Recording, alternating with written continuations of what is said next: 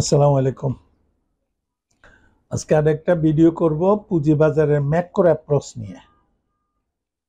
আহ, আমাদের পুঁজিবাজারের সমস্যা তো সব জায়গায় আছে। আমাদের সমস্যাগুলো ক্রাইসিসের পর্যায়ে চলে যায়, যার জন্য পুঁজিবাজারে 1996-এ একটা মার্কেটের ধস হয়েছে। তো সে ধসের পরে কমিশন হয়েছে, কমিশন বলছে আমাদের এটা নাই ওটা নাই, সেই হিসেবে কারেক্টিভ অ্যাকশন নেওয়া হয়েছে। এরপর আবার 2010 সালে ধস হয়েছে। তারপরে এখন যেটা চলছে এটা আরেক ধরনের ধস। বিশেষ করে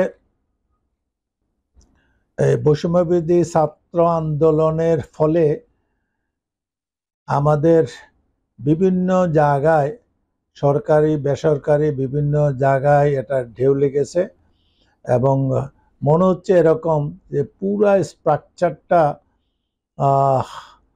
প্রতি সব স্ট্রাকচারের প্রতি আঙ্গুল উত্তোলন করা হয়েছে। এর পরিপ্রেক্ষিতে সব জায়গায় ইউনিভার্সিটি ভিসিরা পদত্যাগ করতেছে, সরকারি অফিস নিয়ে বিভিন্ন ডিপার্টমেন্টের লোকজন পদত্যাগ করতেছে, কাউকে এই চাকরি থেকে অব্যাহতি দেওয়া হচ্ছে।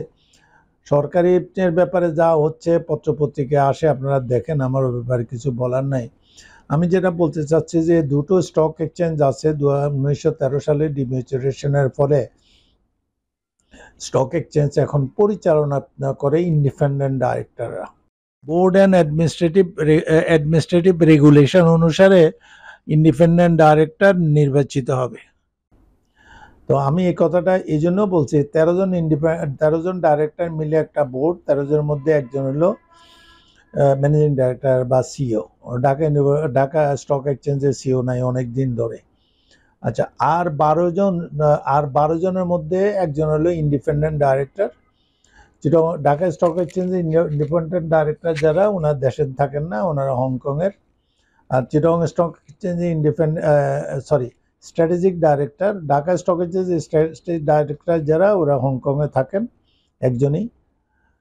আর চিটাগং স্টক এক্সচেঞ্জে স্ট্র্যাটেজিক এর জন্য ডাইরেক্টর যিনি আছেন, উনি বসুন্ধরা গ্রুপের, ওদের এবিজি লিমিটেড একটা প্রতিষ্ঠান, Chittagong stock exchange independent director হয়েছে। আর 4 জন শেয়ার হোল্ডার ডাইরেক্টর, এরা শেয়ার হোল্ডারদের দ্বারা ইলেক্টেড। আর 7 জন ইন্ডিপেন্ডেন্ট ডাইরেক্টর সরকার কর্তৃক মনোনীত। এই গত সপ্তাহে ইন্ডিপেন্ডেন্ট ডাইরেক্টর যারা, তারা সবাই পদত্যাগ করেছেন। তারা স্বইচ্ছায় পদত্যাগ করছেন কিনা জানি না, শুনছি যে তাদেরকে মৌখিকভাবে তাদের নিয়োগকর্তা, বিশেষ করে বিসেক থেকে বলা হয়েছে পদত্যাগ করতে, তারা পদত্যাগ করেছেন। এখন দুটো স্টক এক্সচেঞ্জের আর বোর্ডে নাই। তো এখন বোর্ড নাই সেটা বুঝলাম, কিন্তু বোর্ডের নতুন লোকজন অ্যাপয়েন্টমেন্ট হবে, নতুন অ্যাপয়েন্টমেন্ট হবে। অ্যাপয়েন্টমেন্টের প্রসেস এবং ডাইরেক্টরদের কী ধরনের কোয়ালিফিকেশন থাকা উচিত, আমি সে ব্যাপারে আমার দীর্ঘদিনের অভিজ্ঞতার আলোকে 2-4টা কথা বলার জন্য এই ভিডিওটা করছি। তাহলে প্রথম আমি দেখব আমাদের স্টক এক্সচেঞ্জ না পড়তে পারবো। আমাদের স্টক এক্সচেঞ্জে আমার দৃষ্টিতে যে সমস্যাগুলো আছে, একটা হচ্ছে প্রাইস ভলিটিলিটি, প্রাইসের উঠানামা খুব বেশি হয়। আরেকটা হচ্ছে যে এই ম্যানিপুলেশন সব পুঁজিবাজারে হয়, কিন্তু আমাদের পুঁজিবাজারে ম্যানিপুলেশনটা একদম মানে খালি চোখে ধরা পড়ে, এটা আমরা কন্ট্রোল করতে পারছি না। তারপরে আমাদের পুঁজিবাজারে ভালো স্ক্রিপ্টের অভাব, আগেও ছিল, এখনও আছে, ভবিষ্যতে কী হবে জানি না। তারপরে আমাদের পুঁজি বাজারে ডাইভার্সিফিকেশন নাই, পুরো মার্কেটটা ইকুইটি বেসড। মিউচুয়াল ফান্ড আছে না মাত্র। আর 2024 সালে 2024 সালে মিলে অনেকগুলো বন্ড বাজারে আসছে, ইভেন কি সরকারি বন্ডও কিনা যায়, বাট এখানে এটার মার্কেটিং হয় নাই। মার্কেটিং হয় নাই, ট্রেড ভলিউম কম, বাট মোটামুটি কোয়ান্টিটির দিক থেকে খারাপ না। তারপরে ভালো কোম্পানিগুলোর পুঁজিবাজারে আসার অহিনা, এটা আমাদের পুঁজিবাজারকে খুব ভালোভাবে ভোগাচ্ছে। তারপরে আরেকটা জিনিস নিয়ে আমরা বিতর্কেতে আসি, প্রিমিয়াম প্রাইস। ফিক্সড প্রিমিয়াম একটা পদ্ধতি ছিল, সেটা নিয়েও আপত্তি হয়েছে। তারপরে বুক বিল্ডিং করা হচ্ছে, সেটা নিয়েও এখনও আপত্তি চলতেছে, এখনই এটা নিয়ে পরিবর্তন হচ্ছে বারবার, তারপরও কথা থেকে যাচ্ছে। আরেকটা প্রাইস ছিল যে ডাইরেক্ট লিস্টিং। আমার দৃষ্টিতে ডাইরেক্ট লিস্টিংটা বাজারেই প্রিমিয়াম নির্ধারণ করত, আমাদের কারো কথাবার্তার দরকার ছিল না। তো কিন্তু ডাইরেক্ট লিস্টিংটা কেন বন্ধ হয়ে গেছে আমি জানি না। এটাকে পুনরায় চালু করলে বোধহয় কিছু ভালো কোম্পানি এখানে আসতো। এখানে ভিডিওর মাধ্যমে ডাইরেক্ট লিস্টিংয়ের ডিটেল বলা সম্ভব না। আমি বিভিন্ন জায়গায় ডাইরেক্ট লিস্টিংয়ের উপরে কথা বলেছি, আমার বইতেও ডাইরেক্ট লিস্টিং সম্বন্ধে বিস্তারিত দেওয়া আছে। আরেকটা জিনিস বড়, আমাদের পুঁজিবাজারে ইনভেস্টর লিটারেসি খুবই খারাপ, এবং খারাপ আমরা বারবার বলতেছি। এটাকে ভালো করার জন্য ভিজিবল উদ্যোগ নাই, এবং উদ্যোগ থাকলেও সেই উদ্যোগ কিছু উদ্যোগ হয়েছে, বিআইসিএম কিছু করতেছে, তারপরে বাংলাদেশ সিকিউরিটিজ মার্কেট কে ওরাও কিছু করতেছে, বাট ঢাকায় সীমাবদ্ধ। এটাকে ঢাকার বাইরে নিতে হবে, ঢাকার বাইরে নিলে ভালো হবে। আরেকটা হলো মার্কেট ইন্টারমিডিয়েট যারা আছে এদের জন্য সার্টিফিকেশন কোর্সের কথা বলা হচ্ছে, কিন্তু সার্টিফিকেশন কোর্সটা শুরু হয় না। এদের জন্য সার্টিফিকেশন কোর্সটা অনেক দরকারি। তারপরে পুঁজিবাজারের আইন কানুন যেগুলো আছে এগুলোকে একটা 10 বছর পরে, 5 বছর পরে, 7 বছর পরে এগুলোকে রিভিউ করা, রিভিউ সিস্টেমটা হয় না। কোনো সময় উল্টাপাল্টা কিছু দেখা গেলে একটা ডাইরেক্টিভ দিয়ে এটাকে সেরে নিল, but directive is not a permanent solution. এই রুলসগুলো 10 বছর 20 বছর আগে হয়েছে, রুলসগুলো রিভিউ করার দরকার। আমি বিশেষভাবে এখানে বলবো, ডিমনিস্ট্রেশন অ্যাক্ট যখন করা হয়েছিল 2013 সালে, I was one of the team member, right from day 1 to last day পর্যন্ত পরের বোর্ডেও ছিলাম। এখানে অনেকগুলো প্রবলেম তখন আমরা পয়েন্ট আউট করেছিলাম। তো দিদেন কমিশনার চেয়ারম্যান সাহেব বলেছিলেন যেগুলো আমরা পরে করে দিব, অ্যামেন্ডমেন্ট করে দিব। এখন ডিমিউচুয়ালাইজেশনটা যেহেতু মিনিস্টার চাচ্ছে এটা হয়ে যাক, হয়ে যাওয়ার পরে আর যে এটাকে রিভিউ করার দরকার ছিল, এই রিভিউগুলো একটু হয় নাই, এবং এটা রিভিউ করা খুবই জরুরি। এটা অনেকগুলো ক্লজ আছে পারপাসের সাথে রিলেটেড না, আমাদের প্র্যাকটিসের সাথে, গ্রাউন্ড রুলের সাথে রিলেটেড না, এগুলোকে অ্যামেন্ডমেন্ট করা উচিত। আরেকটা বড় জিনিস যেটা হচ্ছে যে আমাদের দেশে কোম্পানি রেজিস্ট্রেশন হচ্ছে, ব্যাংক হচ্ছে ব্যাংকিং অ্যাক্ট অনুসারে রেজিস্ট্রেশন হচ্ছে, তারপরেও তাদেরকে কোম্পানি লর এগেনস্টে রেজিস্ট্রেশন নিতে হয়। ইন্স্যুরেন্স কোম্পানিগুলো ইন্স্যুরেন্স ল ফলো করতে হয়, তারপর তাদেরকে কোম্পানিজ অ্যাক্টের আন্ডারে রেজিস্ট্রেশন নিতে হয়। বাকি কোম্পানি যেগুলো সেগুলো কোম্পানিজ অ্যাক্টের আন্ডারে রেজিস্ট্রেশন নিতে হয়। দুঃখের সাথে বলতে হয় কোম্পানিজ অ্যাক্ট হয়েছে 30 বছর হয়েছে, এইটা কয়েকবারই উদ্যোগ নেওয়া হয়েছে এটাকে অ্যামেন্ডমেন্ট করা, অ্যামেন্ডমেন্ট না, এটাকে নতুন করে ফর্মুলেট করার জন্য। এখন পুঁজিবাজারকে যদি আমরা ভালোভাবে কিছু দেখতে চাচ্ছি, এই লটাকে আপ টু ডেট করতে হবে অন অ্যান ইমার্জেন্সি বেসিস। বিজনেসে অনেক চেঞ্জ হয়ে গেছে, business environment, practice, domestic business, international business, কত চেঞ্জ হয়েছে। আমাদের এই কোম্পানির লটা মোটেও চেঞ্জ হয় না। ইন্ডিয়াতে কতবার চেঞ্জ হয়েছে, পাকিস্তানে কতবার চেঞ্জ হয়েছে, অন্যান্য দেশে কি আছে, এটা ব্যাপকভাবে কোম্পানি লটাকে যুগ উপযোগী করার দরকার। এই কাজটা কেন হচ্ছে না, এটা এই প্রশ্নটা আমার মনে হয় কমিশনের নতুন চেয়ারম্যান আসতেছেন, উনি এটা উদ্যোগ নিতে পারেন। উদ্যোগ নিয়ে কোম্পানি লটাকে যদি আমরা ঠিক করতে পারি তাহলে আমাদের পুঁজিবাজারটা ভালো যাবে বলে আমার বিশ্বাস। আমাদের পুঁজিবাজারে সেই ব্যাকডেটেড কোম্পানি ল অনুসারে এজিএম করতে হয়। কোম্পানি বিশেষ কিছু ডাইরেক্টরও দিয়েছে এজিএম এর ব্যাপারে, যেমন আনঅডিটেড ভিডিও ওনাদের কাছে পাঠাতে হবে। এই পর্যন্ত কোনো আনঅডিটেড ভিডিও দেখে কোনো এজিএম এর ব্যাপারে কোনো আপত্তি উত্থাপন করছে কিনা আমাদের জানা নাই। এখন এজিএমটা হচ্ছে নেমসেক, কিন্তু ক্যাপিটাল মার্কেটটাকে যদি আস্থাশীল করতে হয়, বিনিয়োগকারীদেরকে আস্থা আনতে হয়, তাহলে কিন্তু এজিএম এর গুরুত্ব অনেক বেশি। তো এগুলোকে দেখাশোনা করতে হবে। তো এই যে এইসব ইলনেস বা ইনএফিসিয়েন্সি বা গ্যাপ পূরণ করার জন্য হাইয়েস্ট বডি হচ্ছে যে সিকিউরিটিজ অ্যান্ড এক্সচেঞ্জ কমিশন। সে কমিশনের নতুন পুরনো চেয়ারম্যান চলে গেছেন, প্রফেসর খায়রুল আলমের সময় ওনারা বলছেন, এবং তখনকার অর্থমন্ত্রী যিনি ছিলেন প্রয়াত উনিও বলছেন যে আমরা ক্যাপিটাল মার্কেটে যা সংস্কার করে দিয়েছি আর 10 বছরে পুঁজিবাজারে হাত দিতে হবে না। তারপরে ডিমনিটাইজেশনে আগে বলেছেন আমাদের পুঁজিবাজারে যেসব সমস্যা আছে ডিমনিটাইজেশন করার ফলে এগুলো সব সমাধান হয়ে যাবে। তা আমরা তো কোনোটারই সমাধান পেলাম না।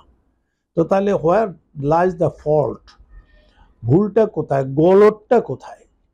আমি যেটা মনে করি গলতটা হচ্ছে যে এই আমাদের পুঁজিবাজারে যারা আইপিও লিস্টের জন্য আসে, টাকা উত্তোলন করতে আসে, এর বেশিরভাগ বাধ্যই আসে ফাইন্ডিং নো আদার অল্টারনেটিভস।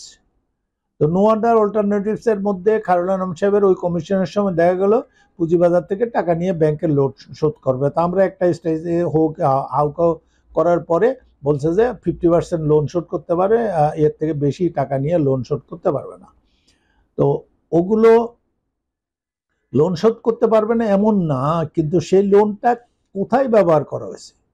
ওনার 5টা প্রতিষ্ঠান আছে, একটাকে পুঁজিবাজারে আনবে, এখন লোন নিয়ে 5টা প্রতিষ্ঠান দাঁড়া করাইছে, এখন একটা প্রতিষ্ঠানকে দিয়ে ওই লোন শোধ করাবো, এটি এটা কি মানে যুক্তিতে টিকে?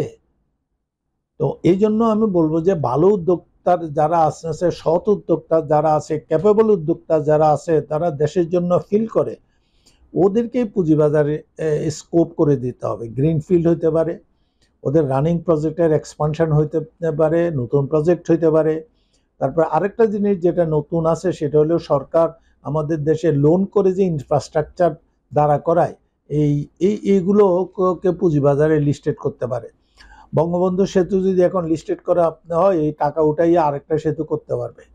পদ্মা সেতু লিস্টেড করলে এটা দিয়ে আরেকটা সেতু করা যেতে পারে। আরো অনেক এক্সাম্পল দেওয়া যায়।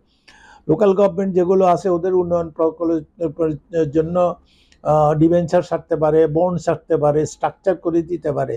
শুধু বিদেশ থেকে লোন আনা, বিদেশ থেকে লোন আনলে সুবিধায় যেটা এমনি শোনা যায় বা বোঝাও যায় বা বলা হয় যে 1000 কোটি টাকা আনলে 2000 কোটি টাকা মাইরা দেওয়ার সুযোগ আছে, কিন্তু পুঁজিবাজারের বন্ডের মাধ্যমে টাকা উঠাইলে এই সুযোগটা হবে না।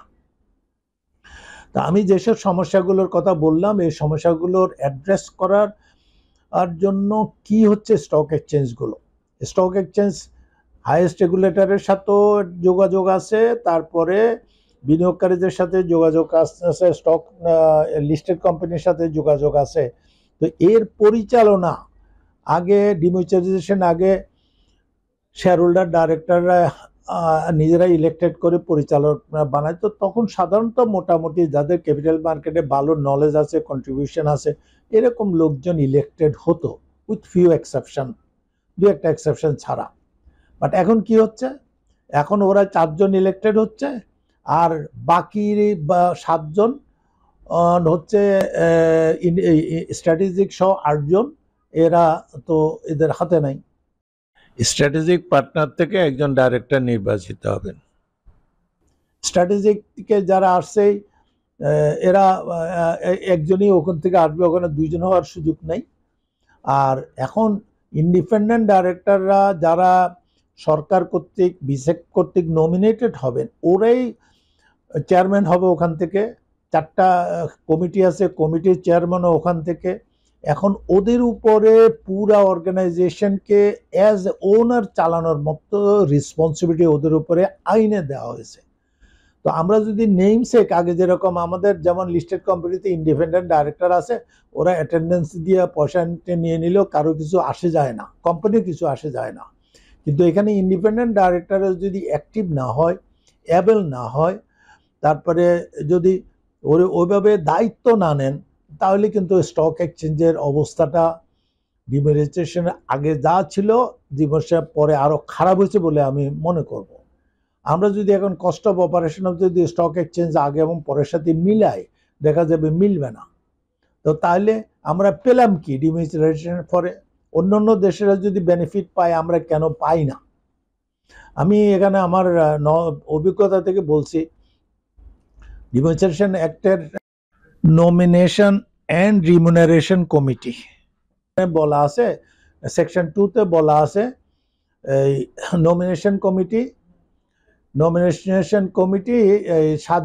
14 জনের নাম পাঠাবে ওখান থেকে, বিসেক থেকে, ওখান থেকে 14 জনের মধ্যে 7 জন ওরা সিলেক্ট করে দেবে। বাট অতিরিক্তের অভিজ্ঞতা দেখা গেল 14 জনের মধ্যে একজনও দেয়নি। ওনারা অতিরিক্ত নাম দিয়েছেন, সে অতিরিক্ত নামগুলোই এই ইন্ডিপেন্ডেন্ট ডাইরেক্টর হিসেবে আসছে। এটা একদম বন্ধ করতে হবে।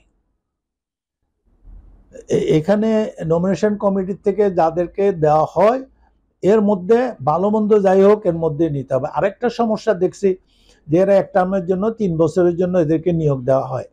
তো 3 বছরের মধ্যে 2 বছর চলে যায় এদের মোটামুটি ট্র্যাক বুঝতে, আর 1 বছর সময় থাকে। কিন্তু এরপরে দেখা গেল যে গতবার দেখা গেল যে এক টার্মের পরে সবাই বিদায়, কিন্তু ওখানে প্রভিশন আছে যে এদেরকে 2 টার্ম ওরা থাকতে পারবে। তো এই যে সবাইরে বিদায় করে দিল এক টার্মের পরে, তাহলে তো কেউ গাছ লাগাইছেন, শিকড় হয়েছে, শিকড় মাটিতে ঢুকতে দিলেন না। স্টক এক্সচেঞ্জের ব্যবসা একটা ডিফারেন্ট ব্যবসা, এটা ডিফারেন্ট ট্র্যাক, ডিফারেন্ট ব্যবসা, আমাদের কারোই ধারণা নেই। আমি যেটা বলবো, ইন্ডিপেন্ডেন্ট ডাইরেক্টররা অর্গানাইজেশন অ্যাজ ওনার বা রিপ্লেসিং দি ওনার হিসাবে চালানোর মতো মন মানসিকতা আমাদের দেশে এখনো লোকজনের গড়ে ওঠে নাই। ব্যাংকে তো ইন্ডিপেন্ডেন্ট ডাইরেক্টর আছে, এই যে ব্যাংকের এত টাকা পয়সা নয় হয়েছে, ডাইরেক্টর বোর্ডের এটা পাস করছে না। কোনো ডাইরেক্টর কি বলতে পারবেন যে উনি একটা প্রপোজালের ব্যাপারে ওনার নোট অফ ডিসেন্ট ছিল, উনি এটা এগ্রি করেন নাই? তো এখন তো ব্যাংকের ব্যাপারে এখন সরকার উদ্যোগী হয়েছেন, এটা যেহেতু পাবলিক বেস বেশি, অনেকগুলি কোম্পানির বোর্ড রিকনস্ট্রাকশন হচ্ছে। সিমিলারলি স্টক এক্সচেঞ্জের বোর্ডগুলো রিকনস্ট্রাকশন হবে, নতুন করে ডাইরেক্টর নিয়োগ হবে। বাট ডিফেক্টস কোথায় আছে? এখানে সেকশন 2-তে বলা আছে 7টা পোস্টের এগেনস্টে নমিনেশন অ্যান্ড রিমিউনারেশন কমিটি 14টা নাম পাঠাবে। 14টা নাম কোথায় পাবে, কে দিবে? স্টক এক্সচেঞ্জে যারা শেয়ার হোল্ডার ডাইরেক্টর আছে, যারা অফিসিয়ালস আছে, এরা কাদের দ্বারা কাজ হতে পারে এরকম লোকজনকে ওখানে সিলেক্ট করে। শোনা যাচ্ছে যে অ্যাকাউন্টেন্ট কেউ পছন্দ করেন না, শোনা যাচ্ছে কেউ ইউনিভার্সিটির টিচার পছন্দ করেন না। তো কে কারে পছন্দ করবেন? আমি কাউকে বাই প্রফেশন অপছন্দ করার কেউ না। এখানে কি বলে, স্টক এক্সচেঞ্জ থেকে বোর্ড অ্যান্ড রিমিউনারেশন কমিটি যে নামগুলো পাঠাবে, এই নামগুলো আমি তাদেরকেও বলবো এমন লোকজনকে পাঠাবেন যিনি 1 ঘন্টা থাকলে 1 ঘন্টায় ওনারশিপ নিয়ে কাজ করেন। আমাদের এখানে ল জানার লোকের দরকার, ম্যানেজমেন্ট জানার HR এর লোকের দরকার, অ্যাকাউন্টিং ব্যাকগ্রাউন্ডের লোকের দরকার, ইনভেস্টমেন্ট ব্যাংকিং করতে পারে এরকম লোকের দরকার। তো এরকম লোক তো কোনো আলাদা প্রফেশন নাই। ইউনিভার্সিটি শিক্ষকদের মধ্যে যাদের রিপুটেশন আছে, যারা দলবাজি করে না, এরকম শিক্ষকদেরকে আমরা নিতে পারি। অতীতে দেখছি কিছু শিক্ষক কিন্তু খুব ভালোই কন্ট্রিবিউট করতো, আর কেউ কেউ ছিল যে হাজিরা দিয়া চলে যেত। তো এখন এইখানে আমাদের এই বোর্ড অ্যান্ড অ্যাডমিনিস্ট্রেটিভ রেগুলেশন যেটা আছে, এইখানে ডাইরেক্টরদের ডাইরেক্ট কোয়ালিফিকেশন সম্বন্ধে বলা নাই, ইনডাইরেক্টলি কিছু কিছু বলা আছে। এই যে একটা ফ্যাক্টর এখানে বলা আছে, যেমন প্রফেশনাল হলে 10 বছরের professional experience, professional post qualification experience mean করছে সম্ভবত। এটা এনাফ না। অন্তত 50 বছর বয়স হয়েছে, বিজনেসে সিনিয়র লেভেলে কাজ করেছে, এরকম লোক দরকার। আমরা অতীতে 2-1 জন ব্যাংকের MD-কে পেয়েছিলাম, অসম্ভব কম্পিটেন্ট, অসম্ভব এনার্জেটিক। আর কিছু কিছু লোকজনকে এরকম পাইছি যে ওনারা আসলেই হাজিরা দিলেই যথেষ্ট, একটা এজেন্ডা পড়ে আসেন না, এটার ইমপ্লিমেন্টেশন কি সেটা আসেন না, কন্টিনিউয়াস হলে প্রিভিয়াস মিটিংয়ে এটা নিয়ে কি ডিসকাশন হয়েছে কোনো কিছুতে নাই, ফাইলপত্র ক্যারি করে না। তো এখন যেই ইন্ডিপেন্ডেন্ট ডাইরেক্টরদের ঘাড়ের উপরে ডিমিনিস্ট্রেশন অ্যাক্ট, স্টক এক্সচেঞ্জ পরিচালনা করার দায়িত্ব দেওয়া হয়েছে, তাদের তো ওইভাবে শুধু মিটিংয়ে আসার মতো 1 ঘন্টা সময়ও বাইর করতে পারেন না। আমি এখন অনেকেরই দেখছি, স্যার আমার আজকে ক্লাস আছে, আমি তো আসছি জাস্ট আপনার সাথে বলতে, বউটা চলে গেছে। মিটিং চলতেছে, আধা ঘন্টা পরে, স্যার আমার তো অমুক জায়গায় অ্যাপয়েন্টমেন্ট আছে, আমার তো যেতে হয়। It's not the way. এভাবে তো একটা স্টক এক্সচেঞ্জের এক্সিকিউটিভ দায়িত্ব বলবো আমি, এটা অনেকটা ওনাদের উপর এক্সিকিউটিভ দায়িত্ব দেওয়া হয়েছে। চেয়ারম্যান সাহেব 5টা কমিটি যদি 5টা কমিটির মিটিং করতে গেলে সপ্তাহে ওনার 5 দিন সময় দিতে হয়। তো উনি যদি স্টেশন বেসড না হয়, উনি যদি ঢাকা থেকে আসে চিটংয়ে মিটিং করতে হয়, তাহলে এটা ওনার পক্ষে সম্ভব হয় না। তারপর আমি আরেকটা জিনিস বলবো, চেয়ারম্যান তো একটা পোস্ট, এটা সবসময় থাকবে।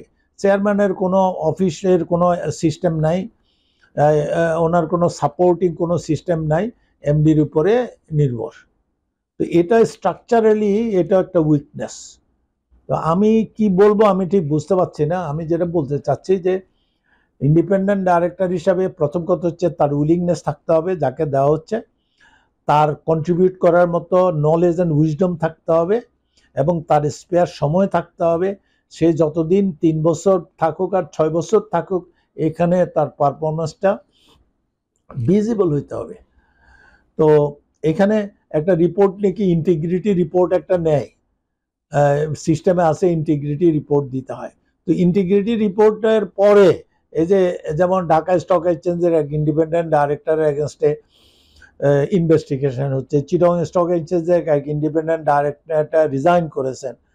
তো এই ইন্টিগ্রিটি রিপোর্ট তো খালি ফাইল করা হচ্ছে। তা আমি যেটা চাচ্ছি, আমরা ডিমিউচুয়ালাইজেশন করেই আমরা একটা কিছু অ্যাচিভ করে ফেলেছি, এই দাম্ভিকতা আমাদেরকে ছেড়ে দিয়ে বাস্তবে নামতে হবে।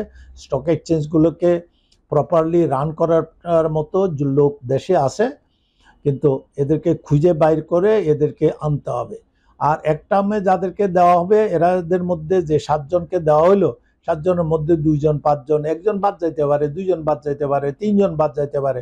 বাকিদেরকে পারফরমেন্স বেসড ওদেরকে সেকেন্ড টার্মে রাখা, যদিও আইনে বাধ্য না, বাইনে তো বার নাই, সেকেন্ড টার্ম পর্যন্ত রাখতে পারে। তো এখন এই যে বাছাই পর্ব চলছে, আমি যেটা বলবো, স্টক এক্সচেঞ্জ থেকে board and remuneration committee, selection and remuneration কমিটির নামও মনে রাখতে পারতেছি না, যেই 14 জনের নাম পাঠাবে, এখন এদের মধ্যে যেন অ্যাপয়েন্টমেন্টটা দেওয়া হয়। আর এই 14 জনের নাম পাঠাতে গিয়ে চিটং স্টক এক্সচেঞ্জের মেজরিটি যদি ঢাকার থেকে দেওয়া হয়, তাহলে চিটং স্টক এক্সচেঞ্জটা ঢাকা নিয়ে যান, কোনো দরকার নেই। এবং বোর্ড মিটিংগুলো প্রপারলি হয়ও না। ঢাকা থেকে একটা লোক যদি চিটং আসতে, ও 2-3 সময় লাগে, একদিন আসা একদিন যাওয়া, তারপরে কাজ কতক্ষণ করবে আমি জানি না। তো সেই জন্য চিটং স্টক এক্সচেঞ্জে ইন্ডিপেন্ডেন্ট ডাইরেক্টর যারা আছে, 1-2 জন ঢাকা থেকে দেওয়া যেতে পারে, বাকিগুলো চিটং থেকে দেওয়া উচিত। এবং চেয়ারম্যান যিনি হবেন, এটা অবশ্যই ফ্রম চিটং হইতে হবে, তাহলে ওনারা পাবেন, কনসাল্ট করতে পারবেন, উনি আসতে পারবেন, দেখতে পারবেন। চিটং স্টক এক্সচেঞ্জের শুরু থেকে দুর্ভাগ্য যে শেয়ারহোল্ডার ডাইরেক্টর ছিল 1-2 জন ছাড়া, সবাই ডাইরেক্টর ঢাকা বেস ছিল। আনফর্চুনেটলি এদেরকে এখন একটা এজিএমেও বছরে একদিনও এদেরকে পাওয়া যায় না। মাঝে মধ্যে পাওয়া যায় তো দূরের কথা, বছরে একদিন এজিএম হইলো, যারা প্রাক্তন প্রেসিডেন্ট ছিলেন, কেউ বুকে হাত দিয়ে বলতে পারবেন না ওনারা এজিএমে অ্যাটেন্ড করছে। They don't own it. তো এখন একটা ক্রুশিয়াল সময় স্টক এক্সচেঞ্জে ইন্ডিপেন্ডেন্ট ডাইরেক্টর দেওয়া। আমি এই ভিডিওর মাধ্যমে সংশ্লিষ্ট সবাইকে রিকোয়েস্ট করছি, ক্যাপেবল, উইলিং, ক্যাপেবল লোকজনকে দেওয়া, এবং তারা যেন এ ব্যাপারে সময় দিতে পারেন, স্টক এক্সচেঞ্জকে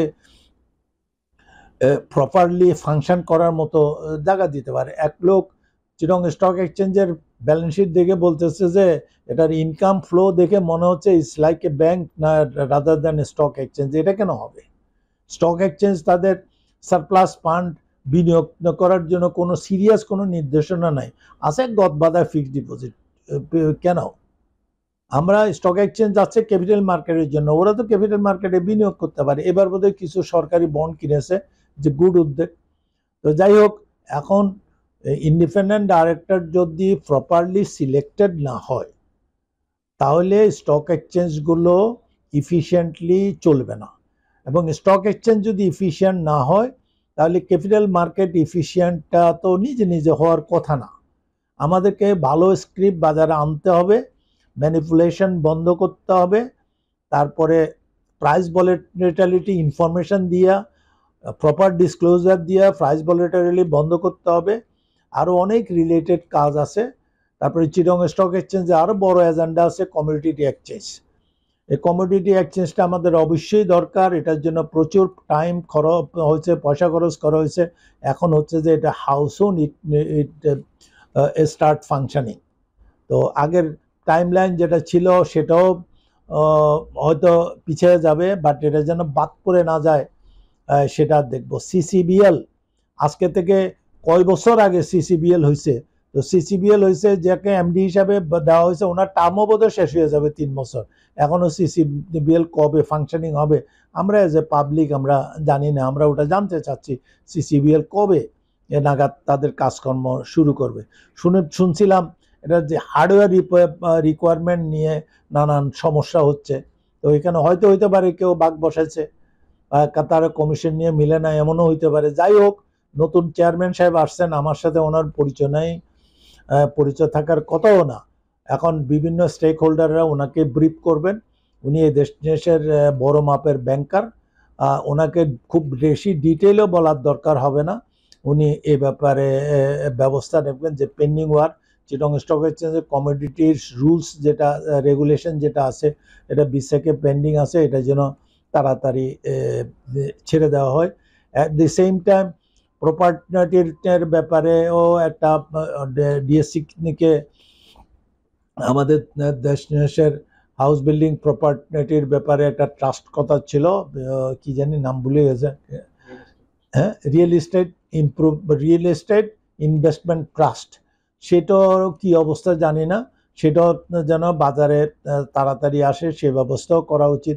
আর সবচেয়ে যেটা বড় সেটা হচ্ছে যে নতুনভাবে যিনি অতীতে যেমন ফারুক সাহেব ছিলেন চেয়ারম্যান, উনি যখন চেয়ারম্যান হওয়ার পরে উনি চিটং আসছিলেন, ঢাকাও বসছিলেন, বিভিন্ন স্টেক হোল্ডারের সাথে বৈশা বাজার সম্বন্ধে ধারণা নেওয়ার চেষ্টা করছিলেন।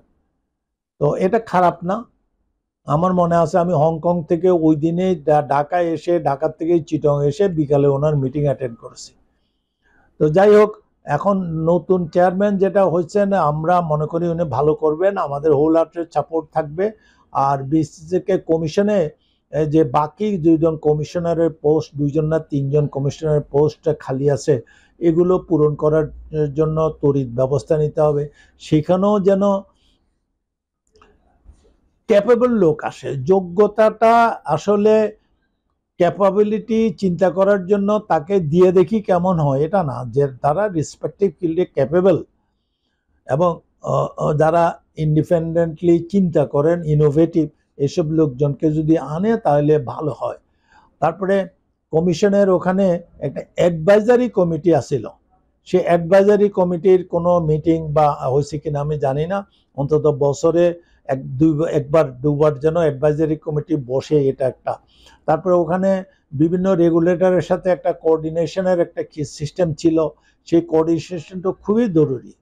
কোঅর্ডিনেশন হলে সে কনফ্লিক্ট হয় না, তো কনফ্লিক্ট হলে কনফ্লিক্ট রিজলভ করা খুবই কঠিন। তো সব মিলে পুঁজিবাজার এখন গার্ডিয়ানলেস আছে, তো এই গার্ডিয়ানলেসটা যেন তাড়াতাড়ি দূর করা হয় এবং প্রপার গার্ডিয়ান যেন দেওয়া হয়। গার্ডিয়ান বলতে আমি বলবো যে স্টক এক্সচেঞ্জে এখানে 7 জন, ঢাকাতে 7 জন, 14 জন ক্যাপেবল লোককে ইন্ডিপেন্ডেন্ট ডাইরেক্টর হিসাবে দেওয়া, এবং চেয়ারম্যান যাকে করা হবে, এটা চেয়ারম্যান যাকে তাকে চেয়ারম্যান করলে হয় না, চেয়ারে বসাই দিলে চেয়ারম্যান হয় না, চেয়ারম্যান হিসাবে কাজ করার দক্ষতা থাকতে হবে। ওরকম যে 10টা লোক ম্যানেজ করে না, সে এতগুলো বড় অর্গানাইজেশনের চেয়ারম্যান হলে তো তালে খুঁজে পাবে না। তো যাই হোক, বিজনেস কমিটি থেকে ইন্ডিপেন্ডেন্ট ডাইরেক্টর দেওয়া যেতে পারে। তো বিজনেস কমিউনিটিতে বলতে আমাদের এখানে অ্যাক্টের মধ্যে কতগুলো বার করে দেওয়া হয়েছে, অমুক আসতে পারবে না, তমুক আসতে পারবে না।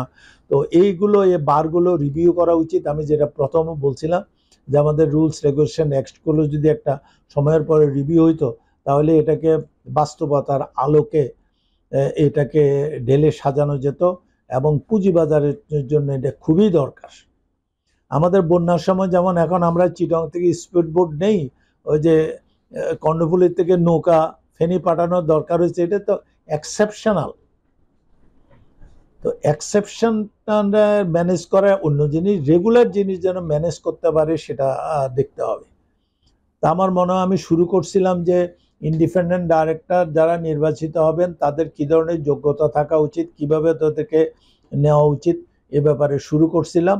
আবার শেষ করছিও এই আশা রেখে যে আমরা দুইটা স্টক এক্সচেঞ্জে ভালো ও দক্ষ এবং অ্যাবল এবং উইলিং ইন্ডিপেন্ডেন্ট ডাইরেক্টর পাবো নতুন চেয়ারম্যানের পক্ষ থেকে, এবং দুজন ভালো চেয়ারম্যান পাবো, এবং চেয়ারম্যান হচ্ছে যে এটার প্র্যাকটিক্যালি উনি হলো অল ইন অল।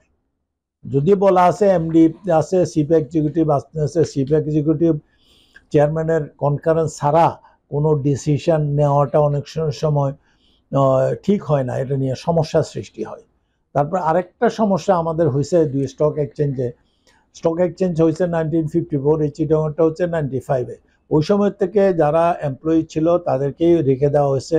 এদের অনেকেরই ব্যবসা প্রতিষ্ঠান হিসেবে চালানোর মতো মানসিকতাও নাই, যোগ্যতাও নাই। এদেরকে কেউ তো ছেড়ে ছুড়ে চলে গেছে, যারা আসছে এদেরকে ফিট করা বা এদের চাওয়া পাওয়া অ্যাকোমোডেট করো একটা বড় সমস্যা।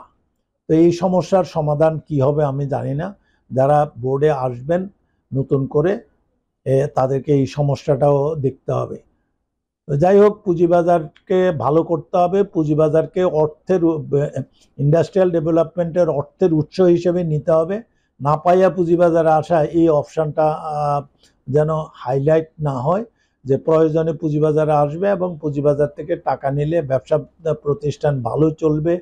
আর আমাদের পুঁজিবাজারে আরেকটা জিনিস খুব মানে দুঃখজনক, সেটা হলো জেড ক্যাটাগরির সংখ্যা। পুঁজিবাজারে জেড ক্যাটাগরির সংখ্যা অনেক, এগুলোকে আইদার যেগুলোকে যারা পারবে না, কমপ্লাই করতে পারবে না, তাদেরকে এক্সিট দিয়ে দেওয়া, আর না হলে বাকিদেরকে পুঁজিবাজারের মতো করে চলার মতো অবস্থায় আনতে হবে। তো পুঁজিবাজারে অনেকগুলো, যেমন ডাইরেক্টরদেরকে 2% হোল্ডিংয়ের কথা বলা হয়েছিল আজকে 2011 সালে, এখন 2024 সালের কথা বলতেছি, এখনও আমরা ওটার বিহিত করতে পারিনি। তো বিহিত তো একটা করতেই হবে, কি করবেন আমি বলতে পারবো না, বিহিত করতে হবে। বিহিত বলতে যারা পারবে না তারা একটা এক্সিট প্ল্যান নেন, এক্সিটে চলে যান, মার্জ করেন, একটা উপায় তো রাখতে হবে। তারপরে মার্জারের কোনো রুল নেই, মার্জার করতে গিয়ে আমাদের পুঁজিবাজারে আমাদের অনেকেরই ঠকে আছে, অনেক বিনিয়োগকারীরা ঠকে আছে। এরকম অনেক জিনিস আছে যেগুলো কোম্পানির লটা যদি আপ টু ডেট করা হয় ওখানে অ্যাড্রেস করা হবে। আমরা এখন নতুন কিছু আবিষ্কার করার দরকার না, ইন্ডিয়া পাকিস্তানে যা করছে ওইগুলো আমাদের সাথে টেকসই করে বানানসই করে নিলে হয়, নতুন আবিষ্কার করার খুব একটা কিছু নেই। তো আমার আজকের এই ভিডিওটা ম্যাক্রো লেভেলের ইন্ডিভিজুয়াল ইনভেস্টররা যারা আমার ভিডিও দেখেন তাদের জন্য খুব একটা উপকার হবে না, বাট ম্যাক্রো লেভেলে আপনাদের অনেকেরই অ্যাক্সেস থাকতে পারে। আমার এই কথাগুলো ওখানে যদি পৌঁছায় দেন তাহলে এই ভিডিওটা করা আর অর্থপূর্ণ হবে। ধন্যবাদ সবাই।